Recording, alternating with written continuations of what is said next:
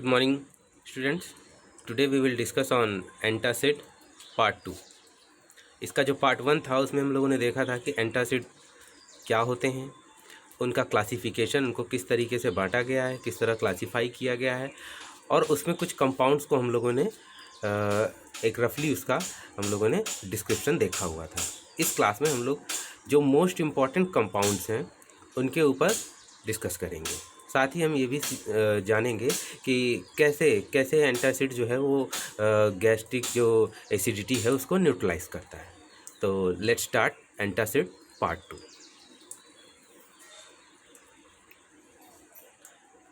हम लोगों ने पिछली क्लास में उनका क्लासिफिकेशन देखा था कि उनको दो हिसाब से बांटा गया है, 2 टाइप्स में उनको डिवाइड किया गया है, या दो तरीके से उनका क्लासिफिकेशन किया गया है। पहला तो हम लोगों ने देखा था कि वो सिस्टमिक एंड नॉन सिस्टमिक थे, और दूसरा जो केमिकल कंटेनिंग थे। तो केमिकल कंटेनिंग जो होता है that is very best classification of antacid.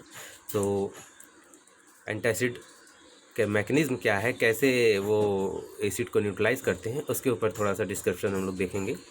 तो antacids were developed based on the hydroxide and carbonates of the group second and group third metals. यानी जो मेंडलीफ की आवर्त सारणी है उसमें जो ग्रुप थर्ड और ग्रुप सेकेंड में जो मेटल्स होते हैं उन्हीं के यूज़ के थ्रू, यानी उन्हीं को यूज़ करते हुए एंटासिड का डेवलपमेंट किया जाता है। इसके अलावा जो बाइकार्बोनेट्स होते हैं एल्कली मेटल्स के, उनका भी इसमें यूज़ किया जाता है। All antacid contain at least one of the following metals. जितने भी एंटासिड होते हैं उनमें इनमें से कोई ना कोई एक एलिमेंट मौजूद होता है। लाइक जैसे कह सकते हैं हम aluminium, calcium, magnesium, sodium, potassium, bismuth. इनमें से कोई ना कोई एक एजेंट या एलिमेंट उसमें मौजूद होता है। Antacid help neutralize excess acid produced in the stomach. जो एक्सेस एसिड जो है वो स्टमक में बनता है उसको एंटासिड जो होता है वो न्यूट्रलाइज करता है। अब उसको न्यूट्रलाइज करने के लिए किस तरीके से वो वर्क करता है उस पर हम लोग कुछ डिस्क्रिप्शन या उसका जो केमिकल फार्मूला है उसको देखने की कोशिश करेंगे। तो each antacid has a specific active ingredient. The ingredient, whether metallic or non-metallic, has a different effect on the gastric acid. They act similar to when an acid react with the hydroxide.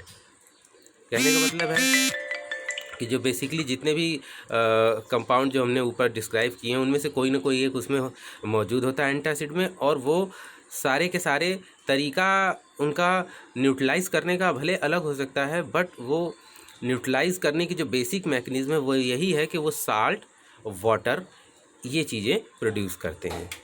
उसके लिए example में जैसे sodium hydroxide है, उसको अगर हम HCl से react कराएंगे तो NaCl बनेगा और H2O बनेगा। NaCl एक साल्ट है और H2O जो है वो वाटर है।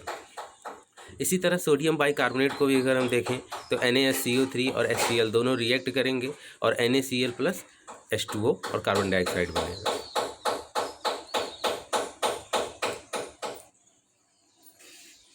अगर हम इसके साइड इफ़ेक्ट्स की बात करें तो जो pH होता है वो जब हाई हो जाता है तो rebound acidity to neutralize the alkali occurs.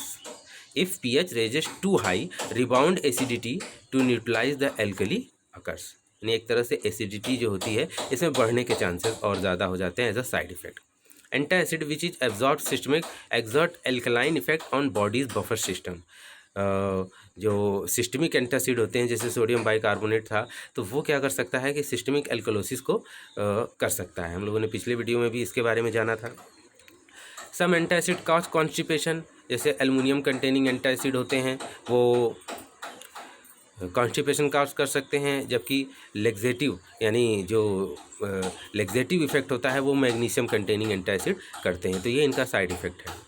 इसके अलावा अगर हम देखें तो sodium containing antacid are problem for patient on sodium restricted diet for hypertension patient. अगर सोडियम कंटेनिंग एंटासिड की बात करें तो जो पेशेंट हाइपरटेंशन के मरीज़ होते हैं जिनमें सोडियम उनको कंट्राइंडिकेटेड होता है या उनको परहेज़ होता है, उनको मना होता है, उसमें ये दिक्कत कर सकता है। इसके अलावा अगर हम देखें तो एंटासिड कंटेनिंग कैल्शियम में cause hyper calcaemia which promotes kidney stone formation and reduces पैराथ hormone production. तो कैल्शियम कंटेनिंग जो एंटासिड होता है वो किडनी में स्टोन बनाने की जो प्रक्रिया है या स्टोन बनने का जो एक तरह से डिजीज़ है उसको वो प्रमोट करता है। अब अगर हम बात करें requirement of combination of antacid therapy, जैसा कि हम लोगों ने पहले वीडियो में भी देखा था कि एंटासिड तो हैं, एक आइडियल एंटासिड तो उसकी कैटेगरी को भी हम लोगों ने देखा था, बट आइडियल एंटासिड जो है वो अवेलेबल है नहीं। क्यों? क्योंकि जितनी प्रॉपर्टीज़ या जो क्राइटेरिया उनको ज़रूरी होता है वो उसमें है नहीं।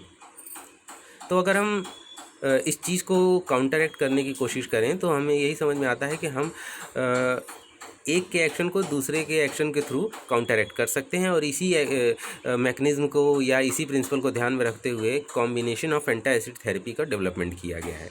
तो requirement of combination of antacid therapy क्यों आई, उसकी क्या वजह है उसके पीछे, हम उसको देख लेते हैं। Systemic antacid leads to alkalosis में worsen, oedema and congestive heart failure because of sodium ion load thereby they are not frequently use. Sodium containing या जो सिस्टमिक एंटासिड हैं वो हार्ट फेल्योर की कंडीशन, एडिमा, ये सब cause कर सकते हैं, इसलिए इनका यूज़ नहीं कर सकते हैं सिर्फ केवल एक एंटासिड का। इसको इम्प्रूव करने के लिए हम कॉम्बिनेशन एंटासिड यूज़ कर सकते हैं। वेर इज़ अगर हम नॉन सिस्टमिक एंटासिड की बात करें तो non systemic antacid are more potent and effective as compare to systemic antacid, but they are insoluble and poorly absorb systemically. अब जो नॉन सिस्टमिक हैं वो क्या कर सकते हैं कि वो एब्जॉर्ब नहीं होते हैं पूरे अच्छे से, तो उनका जो एक्शन होता है वो एक लिमिटेड हो सकता है, तो वो एक्शन के आधार पर उनका यूज़ जो होता है वो कम हो जाता है। अगर हम मैग्नीशियम साल्ट, मैग्नीशियम कार्बोनेट, इन सब की बात करें तो इन magnesium salt and magnesium carbonate most water soluble and react with HCl at a slow rate, while magnesium hydroxide has low solubility and has the power to absorb the inactive pepsin and to protect the ulcer base. तो magnesium salt और magnesium carbonate जो है वो इस तरीके से work करते हैं। अगर हम एल्युमिनियम हाइड्रोक्साइड की बात करें तो aluminium hydroxide is a weak and slow reacting antacid. The aluminium ions relax smooth muscle and cause constipation. अब एल्युमिनियम हाइड्रोक्साइड जो है वो कॉन्स्टिपेशन कॉज कर सकता है। इसी तरह अगर हम कैल्शियम कार्बोनेट की बात करें तो एक पोटेंट एंटासिड है with rapid acid neutralising capacity, but on long term use it can cause hypercalcemia, hypercalciuria and formation of calcium stone in kidney. तो ज़्यादा लंबे समय तक यूज़ करने से कैल्शियम ये सब साइड इफ़ेक्ट दे सकता है। Every single compound among antacid have some side effects, especially when used for longer period or used in elderly patient. To avoid certain side effects associated with antacid, combination of antacid are used such as। कहने का मतलब है कि कोई भी antacid जो भी हम लोगों ने अभी तक ऊपर क्लासिफिकेशन में देखा है, हम लोगों ने ये जाना है कि उसमें मेटल फर्स्ट मेटल सेकंड होते ही हैं। तो कोई भी एंटासिड है अगर उसका हम लॉन्ग टर्म पे यूज़ करते हैं तो साइड इफ़ेक्ट उनमें होता है। इसी साइड इफ़ेक्ट को ख़त्म करने के लिए, एफिकेसी को बढ़ाने के लिए हम लोग कॉम्बिनेशन ऑफ एंटासिड का यूज़ करते हैं, जिसमें हम लोग एग्जांपल देख सकते हैं जैसे magnesium and aluminium containing preparation. यानी कोई एंटासिड हम बना रहे हैं तो उसमें मैग्नीशियम और एल्युमिनियम के दोनों जो मेटल्स हैं इनको यूज़ कर सकते हैं। अब इसका फ़ायदा क्या होगा कि magnesium hydroxide A fast acting antacid with aluminium hydroxide which is slow acting antacid, यानी फास्ट और स्लो दोनों का कॉम्बिनेशन इसमें यूज़ किया जा सकता है। इसके अलावा magnesium and calcium containing antacid भी होता है। इसमें क्या होता है कि magnesium and calcium containing preparation जो होते हैं where one is laxative and the latter one is constipative in nature. कहने का मतलब है मैग्नीशियम जो है वो लैक्सेटिव है और कैल्शियम कंटेनिंग जो है वो कॉन्स्टिपेटिव है, यानी एक जो है वो लैक्सेटिव एक्शन शो करता है, एक जो है कॉन्स्टिपेटिव एक्शन शो करता है। तो इन दोनों एक्शन को अगर हम एक साथ मर्ज कर दें तो इनका जो साइड इफ़ेक्ट है एक दूसरे को ही ख़त्म कर देगा, तो ये प्रॉब्लम भी सॉल्व हो जाती है बाय द कॉम्बिनेशन एंटासिड। तो इसीलिए कॉम्बिनेशन एंटासिड जो होता है ये बहुत ज़्यादा इफ़ेक्टिव है in case of single dose antacid. अब कुछ इंडिकेशन देख लेंगे या क्या प्रिंसिपल हैं यूज़ करने के। तो gastro oesophageal reflux disease, antacid neutralize hydrochloric acid inactive pepsin, absorb bile acid, stimulate the synthesis of bicarbonate and raise the tone of the lower esophageal sphincter। तो GERD जो डिजीज़ होती है, इसमें हम एंटासिड का यूज़ कर सकते हैं। गैस्ट्रिक एंड ड्यूडेनल जो अल्सर होते हैं उसमें यूज़ कर सकते हैं। एक्यूट एंड क्रोनिक गैस्ट्रिटाइटिस या गैस्ट्रो ड्यूडेंटाइटिस में यूज़ कर सकते हैं। फिर gastropathy caused by NSAIDs non steroidal anti inflammatory drug, इसमें हम यूज़ कर सकते हैं। Antacid can be taken alone और in addition to anti secretory drugs in order to prevent gastro and duodenopathies affected by the taken alone और in addition affected by the administration of non steroidal anti inflammatory drugs. तो anti inflammatory यानी NSAIDs के use से कई बार हमारे duodenal और stomach में ulcer हो जाते हैं, तो इस अल्सर को ठीक करने के लिए, हीलिंग करने के लिए एज ए एडजुवेंट भी हम इसको दे सकते हैं। Antacid are recommended for healthy people with discomfort और epigastric pain. Normally healthy patient को भी अगर एपिगैस्ट्रिक पेन है या किसी तरीके का डिस्कम्फर्ट महसूस हो रहा है स्टमक में, तो वो वहाँ पर भी इसको यूज़ किया जा सकता है। Antacid are used in the inactive care units to prevent so called stress ulcer. Antacid जो होते हैं वो इंटेंसिव केयर यूनिट्स में स्ट्रेस अल्सर जो होता है उसके दूर करने के लिए भी यूज़ करते हैं। स्ट्रेस अल्सर कहने का मतलब है जब स्टमक में खाली पेट होता है, उस कंडीशन में होता है, स्ट्रेस की कंडीशन में होता है, तो इन सब चीज़ों से होने वाले जो प्रॉब्लम्स हैं स्टमक में, उसको हम इससे दूर कर सकते हैं। अब antacid interaction with other drug, किन किन ड्रग के साथ इसका इंट्रैक्शन हो सकता है या किन के साथ इसको नहीं यूज़ करना चाहिए, तो अगर हम उसको देखें तो antacid that contain calcium, magnesium and aluminium ion are chelators। कह रहे हैं antacid that contains calcium, magnesium and aluminium ions are chelator. They bind a great number of drugs such as digitoxin, tetracycline, indomethacin, aspirin, cimetidine, ranitidine, famotidine and theophylline. इन सब drug के साथ हम इनको कंट्राइंडिकेट कर सकते हैं, मतलब इनके साथ इनका इंट्रैक्शन हो सकता है, इसलिए इनको हम इनके साथ नहीं देना चाहिए। Antacid also reduce the bioavailability of few drugs like barbiturate, sulphonamide, penicillin. यानी ये कुछ ऐसी ड्रग हैं जिनका अगर हम एंटासिड के साथ यूज़ करें तो बायोअवेलेबिलिटी जो है वो घट जाती है। इसके अलावा to avoid undesirable interaction, antacid are usually use 2 hours before और आफ्टर टेकिंग एनी मेडिसिन। किसी भी तरीके का अनडिज़ायरेबल एक्शन या प्रभाव को ख़त्म करने के लिए हमेशा एंटासिड को 2 घंटा पहला या 2 घंटा बाद में हम किसी भी दवा के लेने से पहले दे सकते हैं।